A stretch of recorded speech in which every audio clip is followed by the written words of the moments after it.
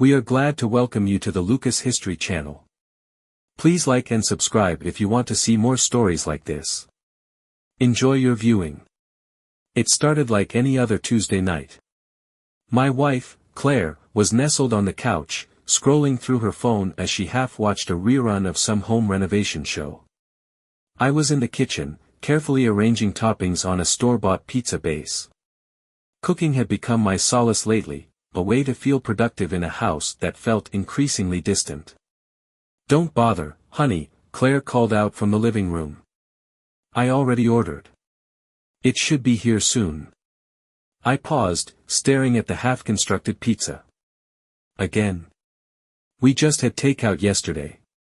"It's easier," she said, her tone dismissive. "You've had a long day, and I figured you wouldn't mind." She was right, I didn't mind. Not really. But the constant stream of deliveries had started to feel excessive. What was once an occasional indulgence had turned into a nightly ritual. And it wasn't just about the food.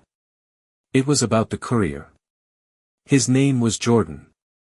He always arrived with a cocky smile, wearing the same worn-out leather jacket and tousled hair that looked strategically messy. Claire would answer the door every time, greeting him with an enthusiasm she rarely showed me these days. They laughed too easily, lingered too long. I told myself it was nothing. He was just the pizza guy, after all. That night, though, I felt an itch of discomfort. Something about the way she had casually overridden my plan to cook stung more than usual. I returned the unused toppings to the fridge and slumped onto a chair, waiting for the inevitable knock at the door. When it came, Claire sprang up like a teenager meeting a crush. I couldn't help but watch from the kitchen doorway. The exchange was innocuous enough, a brief conversation, a laugh, the passing of a receipt. But there was a familiarity there, a spark I hadn't seen in our interactions for years. As Claire closed the door, she turned back with the pizza box in hand, her face glowing. "Dinner's here. Looks like you two are getting pretty chummy," I said, trying to keep my tone light. She rolled her eyes. "Oh, don't start, Mark. He's just friendly. That's his job." "Right," I muttered, reaching for a slice. Friendly. The evening passed uneventfully, but the nagging feeling lingered. I told myself it was paranoia. Claire wasn't perfect, but she wasn't the type to cheat. Was she? The deliveries didn't stop. If anything, they became more frequent. By the end of the week, we were having pizza so often that I started joking about turning into a human pepperoni. Claire laughed each time, but her laughter felt hollow, like she was humoring me, not sharing the joke. Saturday night rolled around, and once again, the unmistakable knock echoed through the house. I was in the bedroom, flipping through the channels on TV, when I heard her practically sprint to the door. Curiosity got the better of me, so I muted the television and crept toward the hallway. I stood in the shadows, watching their interaction. It lasted a little too long. Jordan handed her the pizza, and she handed him, what? Her hand lingered as they exchanged something I couldn't quite see. A note? A tip? She laughed at something he said, a laugh so carefree, so genuine, it felt like a punch to my gut. When was the last time she'd laughed like that with me? As the door closed, I stepped into the living room. "What's so funny?" I asked, feigning nonchalance. Claire jumped slightly, as if I'd caught her off guard. "Nothing, really. He was just telling me about this crazy delivery he had earlier. Some guy ordered 8 pizzas and didn't answer the door." "Sounds riveting," I said flatly. She sighed, walking toward the kitchen. "Mark, can we not do this tonight?" "Do what?" I followed her, leaning against the counter as she opened the pizza box. "I'm just making conversation." "You're accusing me of something," she snapped, her tone defensive. I raised an eyebrow. "I didn't say anything." "You didn't have to," she shot back, slamming the box shut. "You're always watching, always judging. It's exhausting." Her words stung, but I swallowed my pride. I'm not judging you, Claire. I feel like you've been distant lately. I want to know what's going on. She looked at me then, really looked at me, and for a moment, I thought she might tell me the truth. But instead, she shook her head. Nothing's going on. You're imagining things. I wanted to believe her. God, I wanted to believe her. But the unease in my chest refused to subside. That night, I couldn't sleep. I lay awake, staring at the ceiling, my mind replaying every interaction between Claire and Jordan that I'd witnessed over the past few weeks. Her laugh, her glowing face, the way she lingered at the door. Was I overreacting? Was this just paranoia fueled by insecurity? At some point, I drifted off, only to be jolted awake by the faint sound of voices. I glanced at the clock, 2:17 a.m. The murmuring wasn't coming from the TV or the street. It was coming from Claire's side of the bed. I rolled over, careful not to make a sound. Her phone was cradled in her hands, the screen casting an eerie glow on her face. She was whispering, her tone hushed but playful. My heart sank. Yeah, I had a great time too, she said softly, her words barely audible over the pounding in my ears. I can't wait. I didn't need to hear the rest. I turned my back to her, my stomach churning. Every doubt I tried to suppress, every suspicion I dismissed, it was all true. The courier wasn't just delivering pizza. He was delivering something far more dangerous, the end of my marriage. The next morning, I sat at the kitchen table, nursing a mug of coffee that had long since gone cold. Claire moved around the house, humming to herself as if nothing had happened. Her light-hearted demeanor only deepened the pit in my stomach. I debated confronting her outright, but something held me back. A part of me, a desperate, foolish part, wanted her to come clean on her own. To admit everything and beg for forgiveness. But deep down, I knew better. Claire wasn't the type to confess. She'd rather keep up the facade until the very end. Later that day, when she stepped out to run errands, I decided to do something I'd never done before. I checked her phone. It was sitting on the counter, unguarded, as if daring me to unlock it. My hands trembled as I picked it up. The lock screen flashed her usual background, a picture of our kids at the beach, but what lay beyond it was what I was after. I knew her passcode. Of course I did. We were married, after all. My fingers hesitated over the numbers. Was this crossing a line? Was I about to destroy whatever trust we had left? No, I told myself firmly. She crossed the line first. I entered the code, and the phone unlocked with a soft click. My heart hammered in my chest as I scrolled through her messages. Most were innocuous, chats with friends, reminders for appointments, but then I found the thread with Jordan. My blood ran cold as I skimmed through their conversations. They were mostly light-hearted at first, jokes about pizza, memes, and gifs. But as I scrolled further back, the tone shifted. Thanks for last night, she'd written a week ago. It felt amazing to just be myself again. Jordan's response was a little too enthusiastic. You're incredible, Claire. I can't wait to see you again. Thursday night. Same time, she'd replied, followed by a winking emoji. I stared at the screen, the words blurring before my eyes.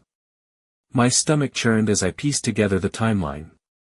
The late-night whispers, the extra-long delivery exchanges, the glow in her face after he left, it all made sense now. I kept scrolling, torturing myself with every flirtatious exchange, every suggestive comment. By the time I reached the most recent messages, I felt like I couldn't breathe.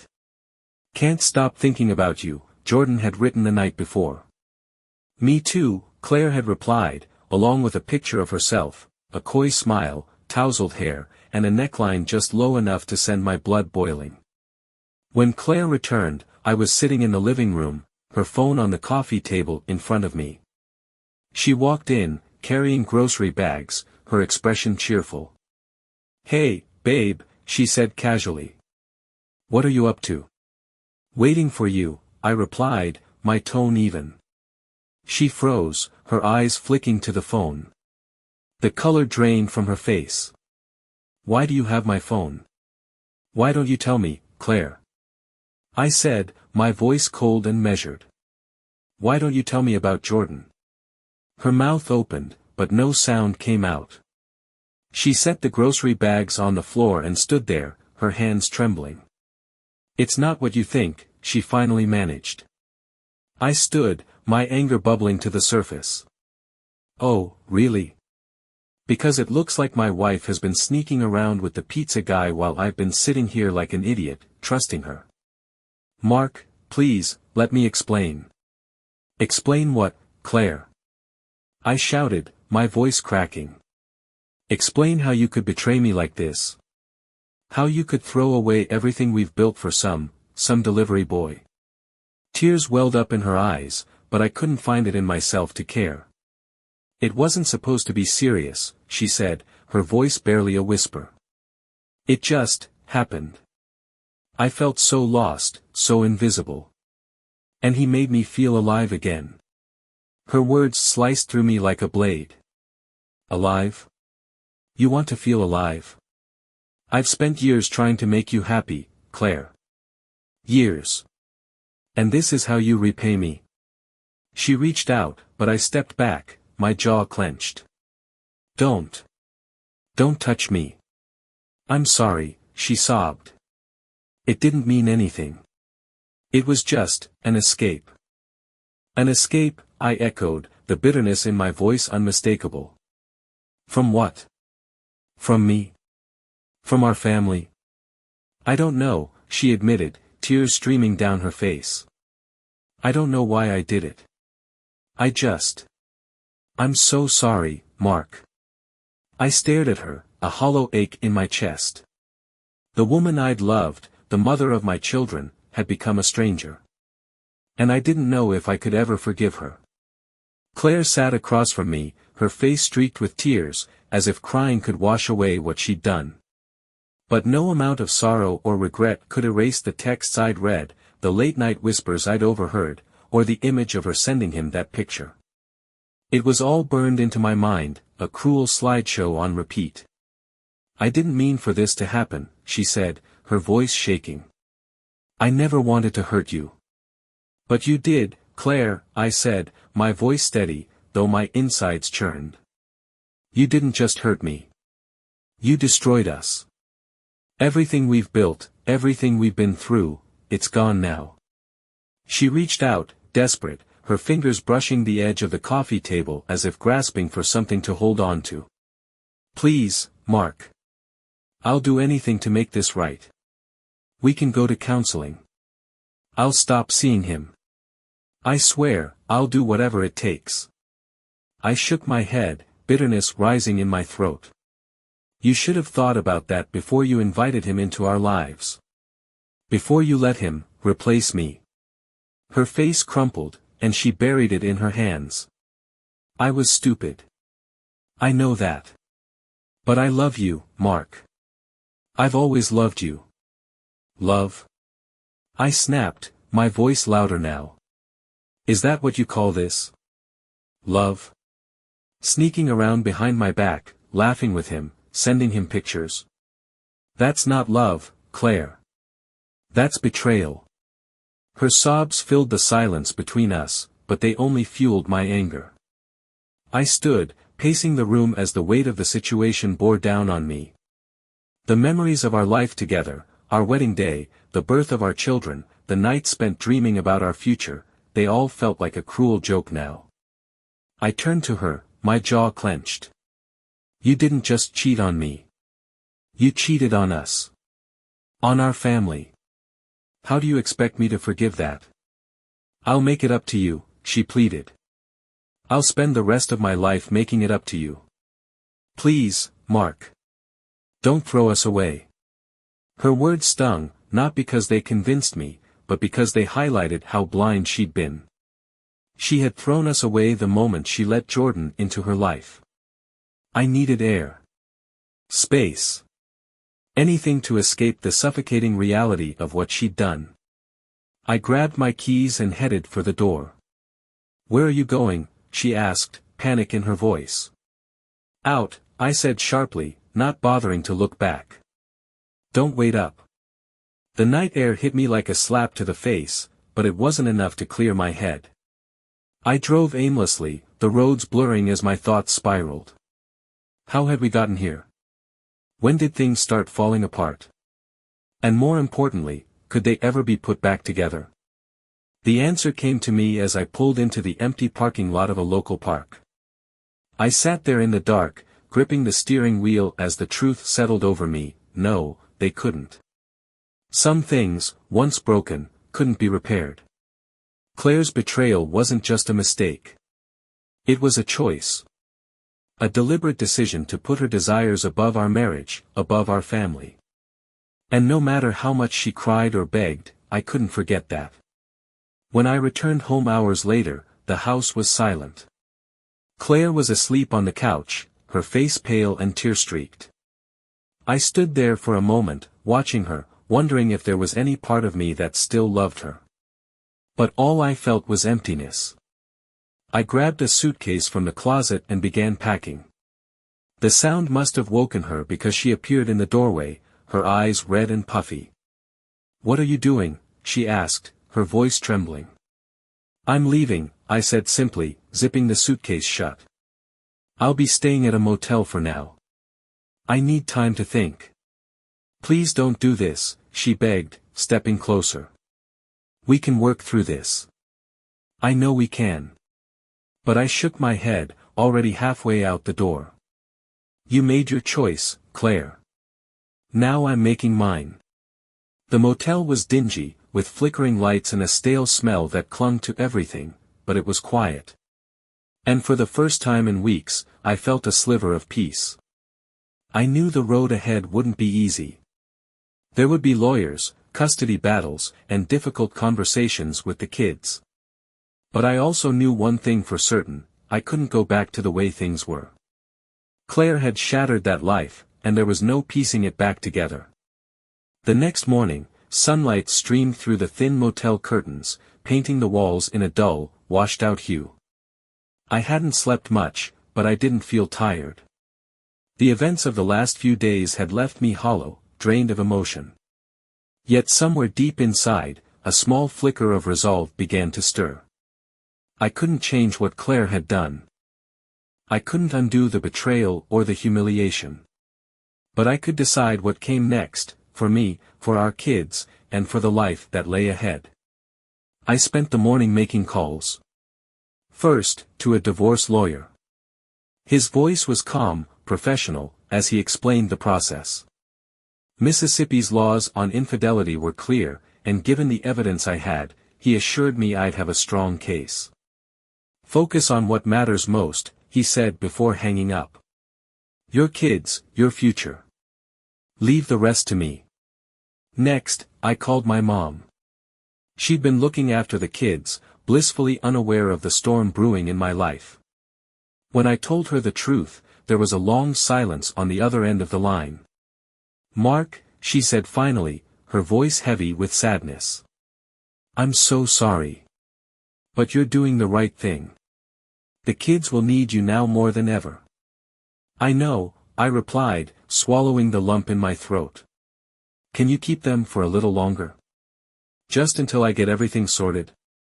"Of course," she said without hesitation. "Take all the time you need." That afternoon, I went to see the kids. They were playing in the backyard, laughing and chasing each other, blissfully unaware of the chaos unfolding in their parents' lives. When they saw me, they ran over, their faces lighting up with joy. "Daddy," my youngest, Emily, shouted, throwing her arms around me. I hugged her tightly, holding on a little longer than usual. "Hey, sweetie," I said, my voice thick with emotion. "How's Grandma treating you?" "She made pancakes," Emily said, beaming. "But they were kinda burnt." I chuckled, ruffling her hair. "Sounds like Grandma needs some cooking lessons." As the kids played, I sat with my mom on the porch, watching them. How do I explain this to them? I asked quietly. How do I tell them their mom and I aren't together anymore? You tell them the truth, she said gently. But you do it in a way they can understand. They don't need to know all the details, Mark. Just let them know that you both love them, and that's not going to change. Her words brought me a small measure of comfort. The kids would be my anchor, my reason to keep going. For them, I could endure anything. Claire called that evening. I stared at her name flashing on my phone, my stomach twisting into knots. Finally, I answered. Mark, she began, her voice hesitant. I need to know. Is there any chance for us? Can we fix this? Her words hung in the air, heavy with desperation. I closed my eyes, searching for the right response. Part of me wanted to scream, to list every reason why I couldn't forgive her. But another part, a quieter, more measured part, knew that wouldn't accomplish anything. No, Claire, I said finally, my tone firm but calm. We can't. Too much has happened. Too much has been broken. I'll always care about you because of what we had, but I can't be with someone I don't trust. She started to cry, but I didn't falter. I'll do everything I can to make this as easy as possible for the kids, I continued. But as for us, it's over. When the call ended, I felt a strange sense of relief. For the first time in weeks, I felt like I had control over my life again. The weeks that followed were a blur of legal meetings, custody arrangements, and long nights spent reflecting on what had gone wrong. But amidst the chaos, there were small moments of hope, moments that reminded me life could still be beautiful. One evening, as I was tucking Emily into bed, she looked up at me with her big, curious eyes. Daddy, are you sad? A little, I admitted, brushing a strand of hair from her face. But it's going to get better. I promise. Okay, she said simply, snuggling into her blanket. I love you, Daddy. I love you too, I said, my voice breaking. It was in those moments, surrounded by the pure, unconditional love of my children, that I found the strength to move forward. Claire's betrayal had shattered me, but it hadn't destroyed me. I was still standing. Still fighting. And with time, I knew I'd rebuild a life worth living, one brick, one day, one promise at a time.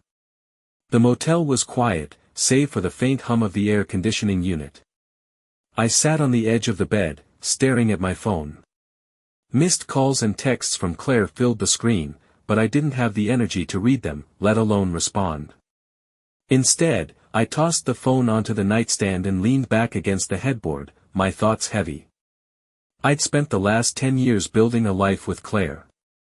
We had a home, 3 beautiful kids, and memories that spanned a decade. But now, all of that felt tainted. Her betrayal had cast a shadow over everything, leaving me questioning not just our marriage, but myself. How had I missed the signs? Was there something I could have done to stop this? As much as I hated to admit it, part of me still loved her. But love wasn't enough. Not anymore. The next morning, I woke up early and drove to my mom's house to see the kids. They were in the backyard, playing tag, their laughter ringing out like music. For a moment, I just stood there, watching them, letting their joy wash over me. It was a reminder of what I was fighting for, the one part of my life Claire couldn't take away. Dad, my youngest, Ellie, called out when she spotted me. She ran over, her arms outstretched, and I scooped her up, holding her close. Hey, kiddo, I said, forcing a smile. You behaving for Grandma? Mostly, she giggled, wriggling out of my arms to rejoin her siblings. My mom appeared in the doorway, wiping her hands on a dish towel. You okay? She asked, her expression full of concern. I shook my head. Not really. But I'll get there. She nodded, understanding. The kids have been asking about Claire. What should I tell them? Tell them she's busy, I said, my voice tight. I'll explain everything when the time is right. She didn't press me further, for which I was grateful. Instead, she offered me a cup of coffee, and we sat on the porch, watching the kids play. For the first time in days, I felt a sense of calm. Back at the motel, I started making calls. The first was to a divorce attorney, a no-nonsense woman named Rachel who came highly recommended. She listened patiently as I explained the situation, offering reassurance and a plan of action. Mississippi courts take adultery seriously, she said.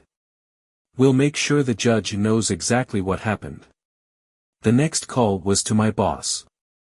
I explained that I needed some time off to deal with personal matters, and he was surprisingly understanding. Take as long as you need, he said. We'll cover for you.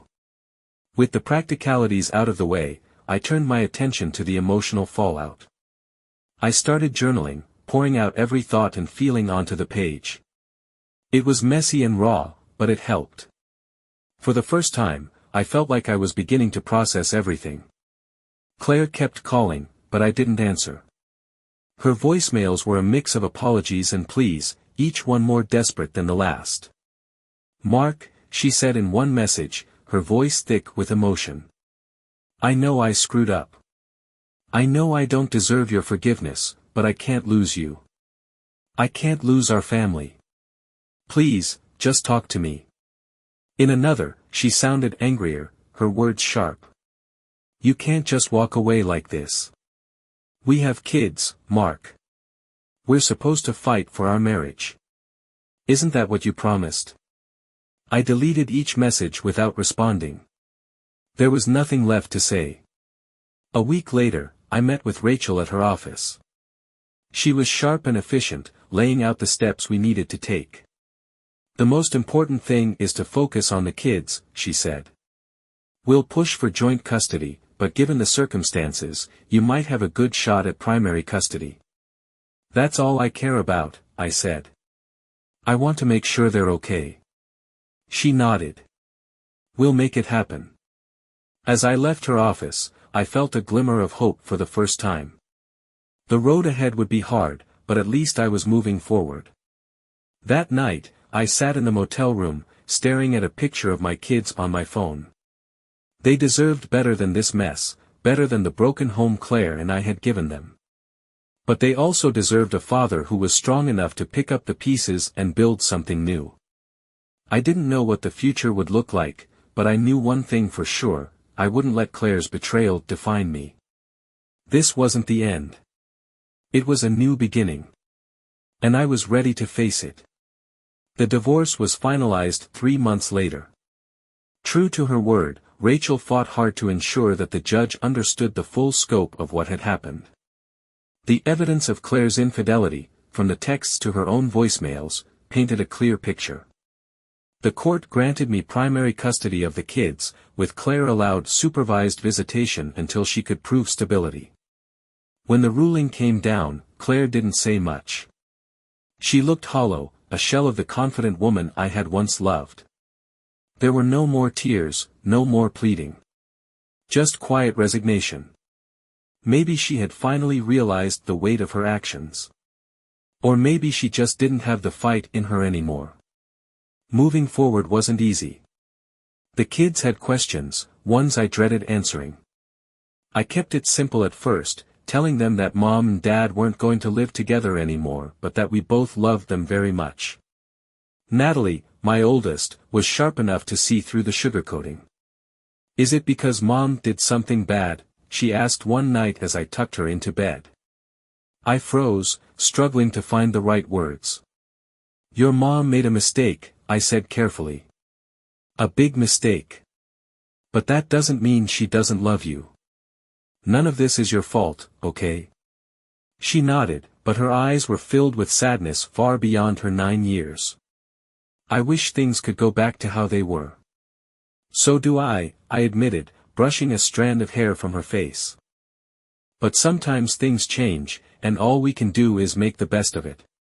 The weeks turned into months, and slowly, life began to take on a new rhythm.